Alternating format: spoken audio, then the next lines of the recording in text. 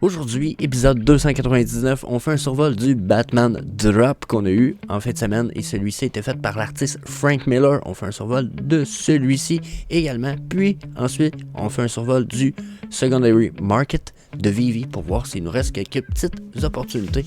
Donc, je m'appelle Jess, je suis avec TQ. Good morning, Bienvenue au Vivi Frog Show. Donc, Batman Drop, puis avec le Joker qu'on a juste là, je vous avoue que je le trouve affreux. Lui puis le Batman qu'il nous donne, ils sont affreux, dégueux. Je les trouve laids. Pas de farce, je les trouve laids, je les trouve pas beaux. La seule chose qui est cool en arrière de ça, c'est l'artiste. J'ai envie de dire, c'est l'artiste. Par contre, là, regardez, on va commencer par regarder, ça c'est le Batman. Bon. Comme je vous disais, je le trouve affreux. Regardez ses gros pieds. Regardez ses abdos un peu sont bien, mais sont bien mal faits. Sa tronche un peu mal faite. Puis tu sais, regardez comment ses pieds sont tellement plus gros que sa tête.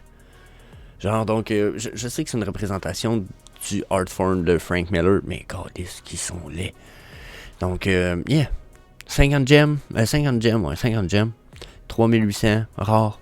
Première édition publique, le 41. Ok, cool. Celui-là, encore une fois. Il est tellement disproportionné au niveau du chest que moi, je déteste cette vision-là. Par contre, je peux pas dire qu'il est pas représentatif du modèle physique. Ça, c'est le modèle physique qui existe déjà pour cette statuette. Probablement qu'il y a l'autre aussi, j'ai pas cherché plus loin parce que tabarnak, c'est affreux. C'est juste pas beau comme pièce. Et puis ça se vend quand même 300$ ici sur Amazon. Donc là, après, hein, je sais pas si ça vaut son 300$. Mais ça vaut probablement pas le 50$. Puis, si je me trompe pas, c'est le pourquoi. Le tout est sous le prix du drop, direct en ce moment. En plus, t'en as un peu, on va aller voir. Donc voilà, 37 pour celui-là ici.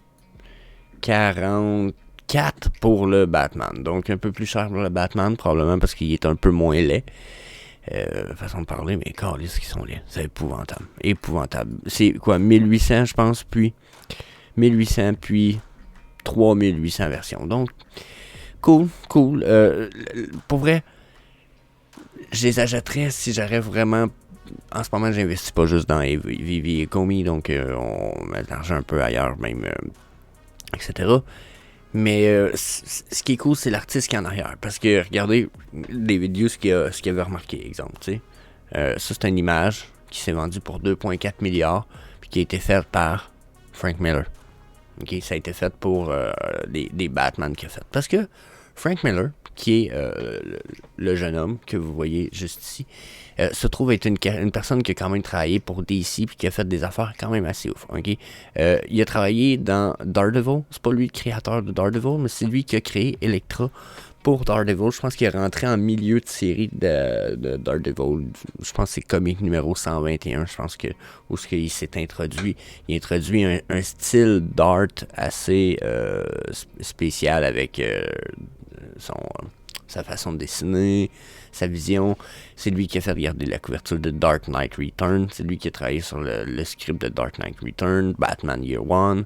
Il a fait Sin City, les comic books, puis il a travaillé aussi sur 300. Donc, Big Life, le gars a fait, regardez, en 1980, là, j'avais même pas 8-9 ans, non, 7 ans avant jeunesse. Le gars, il était déjà au Comic Con des années 1980 en train de dessiner ses artworks, puis vous pouvez le voir, là, regardez, il y a du dessin sur la table ici à quelque part, là, tu sais. So, juste là à côté, juste ça. Donc, cool, le gars, pas un newbie, puis le gars qui a fait ses marques, là, checkez bien ça, un peu, on va descendre dans les prix. Award and Nomination, le Inkward Award en 1981, genre 6 ans avant que je naisse. En 1986, il a réussi un Kirby Award en 1987, un autre en 86, 87, 86. Des Eisner Awards, en voulez-vous en v'là? Des Harvey's Awards, des Eagle Awards, des UK Comic Awards. Les derniers sont moins récents un petit peu là. Quoique 2012 ici, regardez, 2012 Favorite Comic Writer Award. 2012 c'est récent. On a 2005, 2006, sinon Comic Con Icon Award. T'sais. Pas un cave. Pas un cave. Puis, regardez, Superman Year One, Batman, Dark Knight Return, DC Spécial, Unknown Soldier. Le gars, il a fait du stock. Il a même fait du Marvel. John Carter. Tu sais, Complete Frank Miller Spider-Man. Donc, vraiment, pour moi, cool. Un artiste de ouf. Ok, c'est genre pas un cave, mettons. Ok. Fait que c'est une chose que j'aime beaucoup de lui.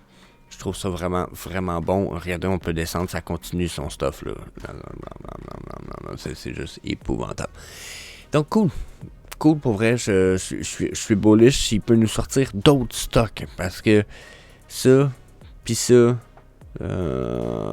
c'est pas ce qui me thrill le plus. Je vous l'avoue, au contraire. Pour l'instant, je mettrais mes bidous sur d'autres choses. Puis, justement, on va aller voir ça, ces petites opportunités market-là, qui pourraient valoir la peine, malgré tout ce bear market-là. Continue d'accumuler tranquillement. J'y vais plus pour les grosses pièces. Les grosses pièces, je les laisse un peu...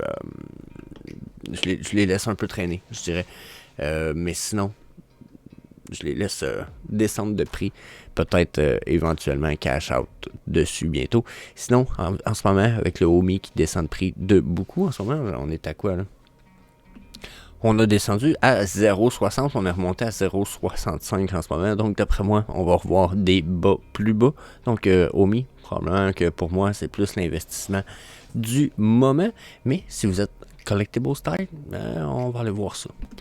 Donc, première petit insight que j'ai pour avoir fait quelques petits surveys ici et là dans la communauté un peu féminine, que des gens que je connais. Puis je leur disais, si un jour tu devrais rentrer dans le metaverse, puis il y a des statuts de certains personnages que tu devais avoir. Puis là, je leur ai donné certaines listes du style Elsa, puis Stitch, puis OK.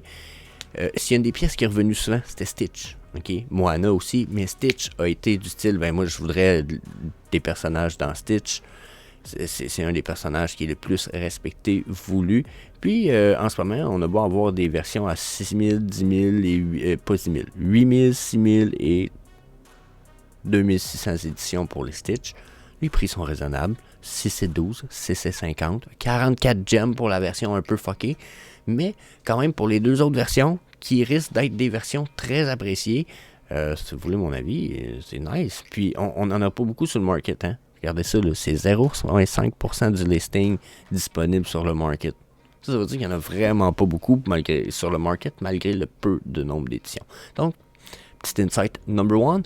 Ensuite, je pensais à Nemo, parce que j'ai nommé Nemo en me disant, si on a des posters Nemo, on joue, on va avoir des 3D collectibles. C'est une des choses qui est revenue souvent aussi. Avoir du Nemo, ce serait le genre de choses que les gens voudraient avoir dans leur metaverse.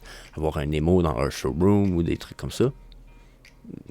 Puis bon, je vous dis ça sur une quinzaine de votes environ, peut-être plus. Mais je vais y aller 15 pour être safe. Donc, Nemo c'est revenu, c'était comme Nemo ça serait intéressant, l'intérêt était là. Donc jusqu'à un certain point, encore une fois, regardez les posters qu'on a là, à quel prix qu'ils sont là. Le plus cher est 125 là. That's a big deal. So yeah, puis je dis 125, excusez, il est caché par ma tronche là, mais 124 gemmes. Donc yeah, big deal numéro 1. Ensuite, on fait un survol des markets. Yep, on était rendu là. Donc si on fait un survol des markets, entouré en jaune ici, bon, les Labbit, vous me connaissez, ça fait partie des choses justement que dans le passé, quand ça a été présenté à la gente féminine, les Labbit, les filles étaient comme, je veux des Labbit. Les filles voulaient beaucoup des Labbit. Un jour, on réussit à avoir mass adoption sur VV, Bull Run Style. Labbit, de bon potentiel, si vous voulez mon avis. Ensuite, les Homer M. Simpson, 98 puis 86 gems de Marnac. Même pas 200 gems. Vous avez un set complet, Golden Moment, avec un très bon potentiel. Les Simpsons, c'est pas mort. Puis, il y en a qui oublient, hein, mais je pense que c'est le skateboard. Il est signé en dessous de Matt Groening. Puis Matt Groening est décédé, si je me trompe pas. Donc, yeah, déjà, big nice. Le Justin Color là-bas, au bout, en jaune, ça c'est nice. Les gens l'oublient, j'en ai souvent parlé. Pour la gente féminine, ça va être des pièces qui vont vraiment être aimées dans le futur. Beaucoup de femmes, justement, qui vont vouloir ça dans leur showroom, dans leur metaverse ou quoi que ce soit. 75 gems, il a maintenu un qui risque de bon prix. Donc, dans la Beer Market, 75 gems, il y en a 666. That's nice. Donc, big deal. Deadpool, Surtout le Secret Rare, là, je l'ai souligné en jaune justement parce que je voulais parler du plus rare et du common. Pour moi, les deux versions à acquérir. Snowflakes Labbit, la même chose que pour le Labbit en haut. Bon potentiel, 9 gems. Pour un Snowflakes Labbit, ça valait beaucoup plus que ça à un moment donné. Hein. All-time high, 200. Mettons qu'on met 150, le all-time high, on est quand même dans le x15 de son prix. Cool, c'est cool. Goofy, bon potentiel, 98 gems, c'est encore pas cher. Donc, bien. Page 1, c'est nos potentiels price. Si on y va page 2, on a un peu encore Labbit style, si vous voulez mon avis. Toujours un bon potentiel pour les Labbit, surtout 30 gems. Le Superman, quelque chose que j'avais pas pensé, mais Superman maintient un bon prix, 349 en plein milieu du Big Crash Bear Market. Ça y donne un bon potentiel pour le futur. Ça y dit qu'il y a beaucoup de gens qui hold, et dans le futur, il risque d'avoir encore plus de gens qui vont vouloir hold. Donc, yeah. Lamborghini, en ce moment, les Lamborghini sont donnés épouvantables, la gang. Négligez pas ça, regardez, là. 61, 76, 175, les prix se maintiennent quand même bien. Regardez les prix, ça se maintient sur un bon floor. Donc, en ce moment, regardez, on vient de dropper là, quand même assez bas.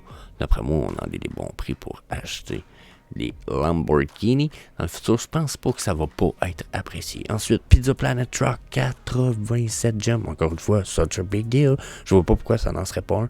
Au contraire, le Ben Riley Spider-Man, lui aussi, maintient son prix. Big deal.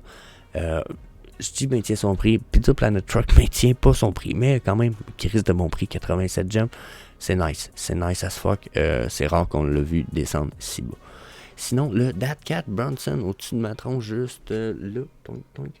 C'est ici, là. Ça aussi, ça maintient un bon prix pour une carte pour une pièce d'un artiste qui est connu. Mais pour un artiste sur Vivi, c'est plus les grosses IP d'habitude qui marchent. Disney, Vivi, etc. Pas Vivi, mais Disney, DC, c'est ça que je voulais dire.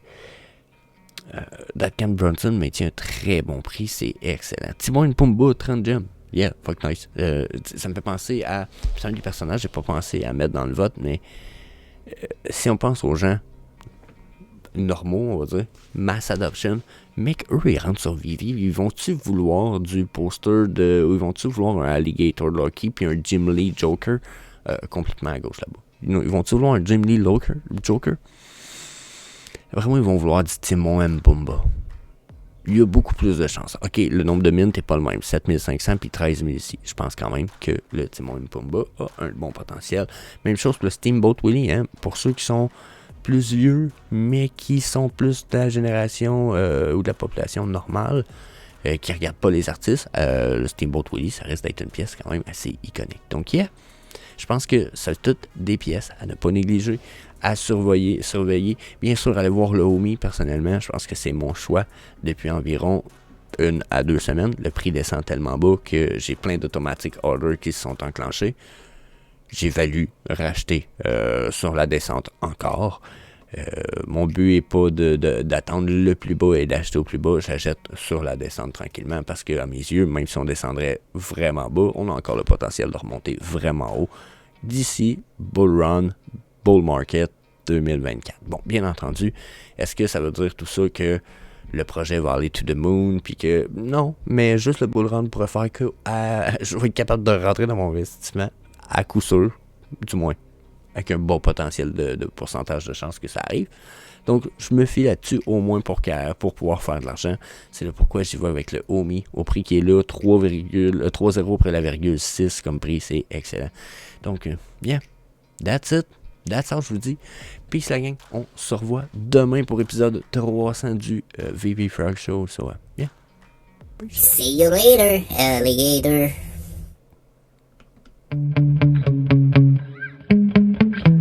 Yeah. Sometimes I get so mad, there's no controlling me. My thoughts get so bad, I'm like, I might grab a bat, I don't know. My wrath, my blood boils over like, oh God, here goes. I lost all feeling from my head to my toes. You said some shit that I can't let go, so just stay tuned.